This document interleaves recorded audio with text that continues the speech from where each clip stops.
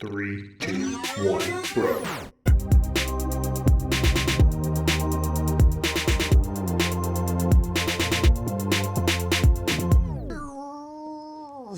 I can't do it again, man.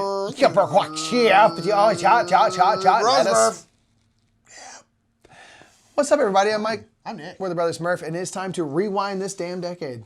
We are rewinding. We're making our way through. We're halfway through already. Yeah. We're doing this because we're heading into a new decade. In terms of numbers, the only way that people actually count decades is what we're moving into. This is a giant debate. Like, that decade has actually started 2011 or 2021. No one cares.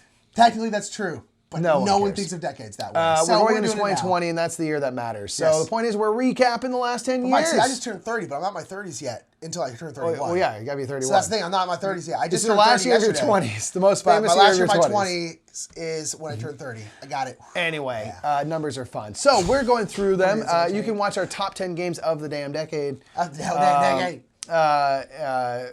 catch up. And so we're going to mention what we talked about, and we're going to talk about other games because we found out as we're going through this list that, yes, we could probably choose a game from every year that was our favorites, but there are so many other good games. This year particularly, this might have been 2015 starts getting real painful. This might be the single worst year. It's hard to say. There's so many. There's a lot of good stuff. We're going to be going fast because there's a lot of games to talk about. Indeed. But So, what was your game for the year? My pick was Through the Ages. Indeed. I've Good only game. ever played digitally, but I love it so much. I want to play it physically once, but from what I hear, it's just literally better in digital form. So there you go. My favorite was Shakespeare. 2014 is the year where we really got in the hobby then 2015 is when we were already diving head first, but now we are like fully in the deep end because this is when we got things like Shakespeare, these kind of like Euro games that we end up freaking loving. And so yeah, Shakespeare is my favorite of the year.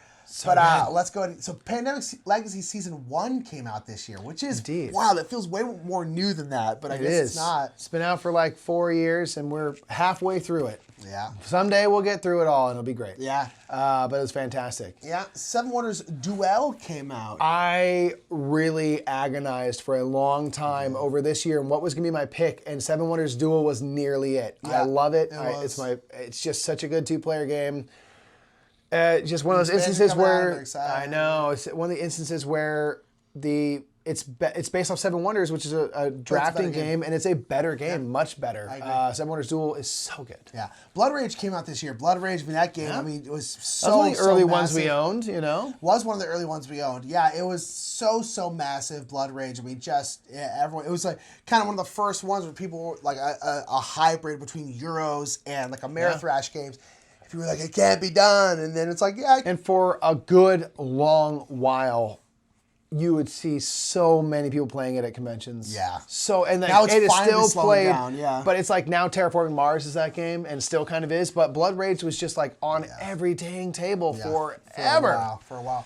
Voyages of Marco Polo, which is a game I want to play so bad, and you have. Mike's played it. It's real good, man. Running around Euros goodness and dice drafting and putting them onto different action spaces, and there's camels and clothes and stuff. It's good.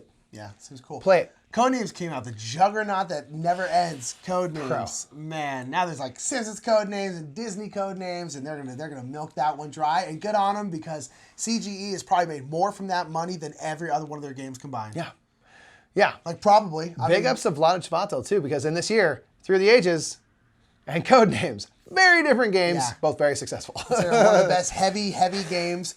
And then a very popular party game. Which is fantastic. Radizen OC came out this year. Fantastic game. Oh, such a good game. Great worker placement, great twist on it where you do two actions on a turn. You put a worker down and activate that spot, and you pick a worker up and activate that spot. That's it. Easy to explain. Easy to explain. Yeah, it's like if you don't have a worker in your hand, your turn is not over. I promise you have more to do. Yeah, exactly, so it's kind of easy in its way, but really interesting, and there's different color workers and the way you kind of build up just do those rating actions. Very cool game. Yeah. Time Stories came out this year. This is a game that really took the gaming world by storm, which I know we say a lot, but just because of like the thematic immersion of this game, which I still like wanted to like more than we did. We played through the first scenario, played through part of like the second scenario, just never got through it. But man, what a cool system that as one of the things I'm like, they kind of ended up getting kind of like worse and worse, it seems like. At the same time, I don't necessarily think that's true. And like, what a difficult system to do. Like, to do well. And yet they did it, and Time Stories just took was such a surprise to so many people that like, what a cool idea, and I've always been I just think for us, Time Stories, the main issue was we don't have the setup and time to do certain types of games. Yeah. Like, that one is best if you can leave it out. You play for a night, you get really deep into the story, and you learn things, and then you kind of have to have a couple attempts at it, and now you know more information. And if you can't come back and play it the next night or later that week, you're going to forget stuff. It's just hard to do. Yeah. Really hard, but it's great. It's very innovative. Yeah, Chams Midgard came out. This is when Vikings were hitting hard, man. Vikings were the thing. Chams Midgard, great work. This is the third humongous Viking game this year. Really great game, though. Really love Chams Midgard. I mean, has been just people love Chams Midgard. It's great. Another game that's absolutely was so hard to not make it the game of the year was Grand Austria Hotel. Brutal game. Dice rolling. Didn't play it for a few years after this, but man, this is a game I think we played it immediately again. We played it immediately again, which we never do. We're very much like, oh, let's play something else now. We never played. We were at a game cafe and I played it and I was like, we need to play that again right now. Which goes to show like that. So good, so incredible, so painful. Incredible. Zombicide Black Plague came out this year as well. This must have been when the Kickstarter came out. But nonetheless, this is our preferred Zombicide. It fixed up some of the stuff we didn't really like in the older version. I tend to personally like the kind of medieval setting better. Although the new Zombicide that came out, which is the first Zombicide, but now with new sculpts and cleanup rules, does seem kind of cool. Not that we're going to get it. We don't need another Zombicide. But maybe we'll get Doug again in our life. If we got rid of Zombicide Black Plague, I'd be down to do it. Like, let's be honest. But because I like having a Zombicide at all times. But and Zombicide Black Plague, particularly with the app, never play without the app. The app just does so much of the bookkeeping for you, and it's amazing. Takes care of you real nice. Mysterium came out this year. Mysterium, solid cooperative deduction game. Yes. Where kind of like Clue on steroids. Super Clue, where you're trying to figure out who killed you, where and with what, except for one of you is the person that was killed, and you have to communicate via dream cards that are really trippy, kind of Dixit style, really weird cards, abstract cards, and you have to try to communicate and point people into the directions that you're trying to get them to go, but they might fixate on one small piece of the card that's not the concept you are trying to go for, but they're like, it has to be berries, like, that's not a thing. Anyway, Mysterium's super fun, super thematic, very atmospheric and spooky.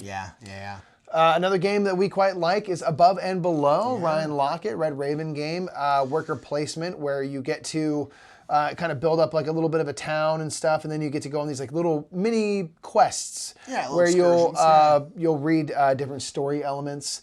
And it gives you like, you run into this Globo trader guy and he's going to fight you, or you can buy it's kind of the start of like the Ryan Lockett that I know of. Ryan Lockett, like story-driven games that he does, which are super, super cool. Super fun, cute, fun game. Yeah, Tiny Epic Galaxies came out this year. This has been a very big hit for Gameland Games, and in their Tiny Epic series now they've had 1 billion of these kinds of games. A lot of people I always, if they're talking about Tiny Epic Game, they talk about Tiny Epic Galaxies. Yeah, that's all. I think to this day is probably still the most popular. It seems very, very cool. Yeah, especially the expansions and stuff they've done for it. See, we've played it before. It is a fun little game. It's not my favorite of the Tiny Epic games, but I do like it a lot. Yeah.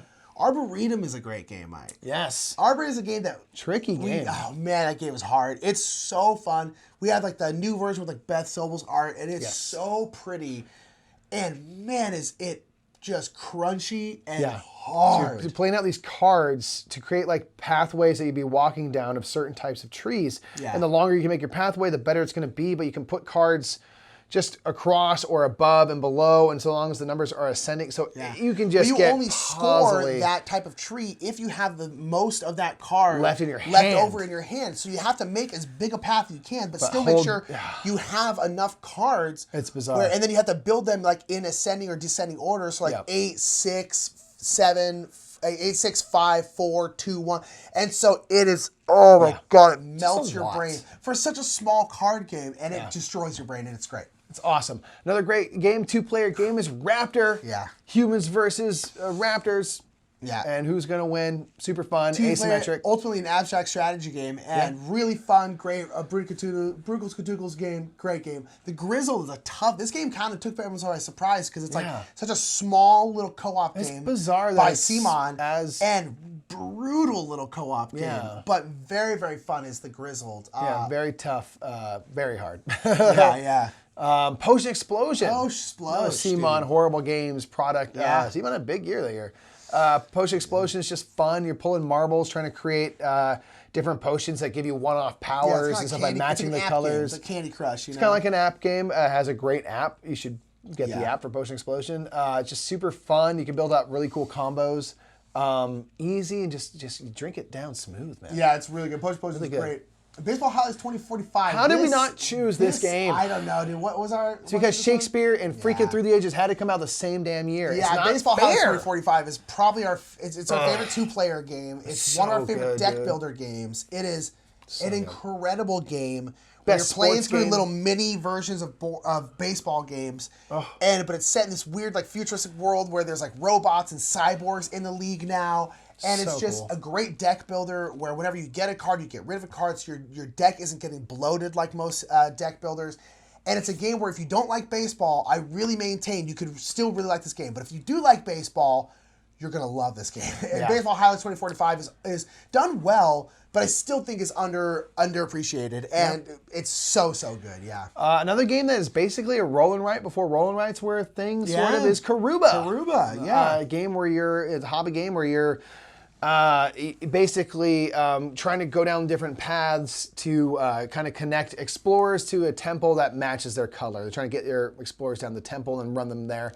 And everyone flips over the same tile at the same time, but how you use those tiles and stuff can change. Yeah. You can either discard a tile to move your explorers, or place your tile wherever. So we all have the same exact opportunities, but we end up with completely different outcomes, which is very cool. Very cool, Kariba. Broom Service is a game that we played, not this last year, but the year before that at Halloween, because we were at Game House, our local game cafe at Halloween, and we were kind of like, thematic and we want to play something Halloween-y, so we grabbed Broom Service, didn't think much of it, but we had it had witches on it. Okay, this should be fun. Loved it. Great pick and deliver game. So brutal. Just great. Simple, fun, brutal card kind of game and pick up and deliver game. Yeah. Very cool. Cacao came out this year, Mikey. Great. Phil Walker Harding. Praise be to Phil Walker Harding, our Lord and Savior. Z-Man game where you're essentially putting out tiles. You have your own tiles, your little village jungle tiles and your that have workers on one or up to 4 sides of your tiles. And it's very cool because you put out a tile, but anytime there's like 2 worker tiles and there's on like a checkerboard pattern, you then have to fill it in with a jungle tile, which will be a spot that you can then activate. And it's just super simple, super cool, streamlined, Phil Walker Harding greatness, just the best. Another game that came out, which we talked about recently, is Between Two Castles of Mad King Ludwig, but this is the game that's kind of based off Between Two Cities, where you're playing, you're building 2 cities at the same time with the partner to your right or your left. And so it's a competitive game where you kind of got to work together with people because at the end of the game, only your lowest value city will score. Yeah. So you have to focus on both of them equally. Yeah. Ideally, you'd have the same score on both sides, and that would just be your score. But it's just an interesting game in the way that tiles relate to each other in combo. Fuse came out this year. Great real-time game at Renegade Games and Kane Clanko, and your the most yelly 10 minutes you can imagine. Just diffusing bombs. Bombs take certain pips or certain color dice, / certain pips depending on it, and you're rolling out die, trying to assign stuff, rolling out, and it's just everyone's screaming. You have 10 minutes to do it, and you won't do it, and it's great. A game that also creates a lot of frantically grabbing things and stuff is Flick 'em Up, dexterity game, man. A game that like I wish we had the player count for, and I wish we had the space to play because it is such a cool idea for a game that just you really need at least like 6 to 8 people, preferably even like 10, and you need a big table that you can flick stuff on very well. Yeah. But it is when you do have that. Flick 'em Up's rad. Man, that game creates memories. I really still want to try the Dead of Winter Flick 'em Up, the co-op version. One. Yeah, me too. The Pursuit of Happiness came out this year, man. Great Artipia game. It's the game of life as a Euro game. As it always should have been. And it is bananas. Check out our Infocus if you want to check out a video on that. It is one of our favorite games to play on stream because it's so ridiculous. Another game is Lanterns. Beautiful game with tiles and colors. And if I put a tile here. Whatever color is facing me, I get. Whatever color is facing Nick, Nick gets. So you're always getting stuff on all the turns, and you're trying to kind of set collect different colors to then get these little tiles for scoring and stuff. Really simple, beautiful game. Yeah, really good. The Bloody Inn came out this year. This game that I feel like the only people who talk about this game, but it's a great game where you're all running a hotel together, and you realize that it's more beneficial to kill your patrons Sometimes it's just better that way. Than it is to have them stay in your hotel. So you're like bribing patrons and killing other ones, but then you got to bury them underneath your floorboards before the cops see you. And it's super weird, super morbid. So and fantastic. the art's by Webberson Santiago, and it's amazing. I love the Bloody Inn. Go play it now. Go check it out. Another one is a Prodigal's Club, which is the follow-up to Last Will. You can combine the two. Prodigal's Club, you're trying to lose an election, lose all your friends, and lose all your money. You're trying to be the worst person. It's great. Super difficult, tough game to focus on all those things, and fantastic. So many more. So many more games, guys. Xenoship Onslaught, which is another Cool Mini or Not game, but this one is a cooperative deck builder where you essentially each have part of a base. Like Mike has the armory, I have the laboratory. And so you have different parts of the base that you're essentially trying to protect. But it's a really cool co-op because you can like freely give cards to people like, hey, take this grenade because you're going to need it because you got a lot of bugs coming at you. And you can basically freely share stuff. So it feels very, very, very cooperative.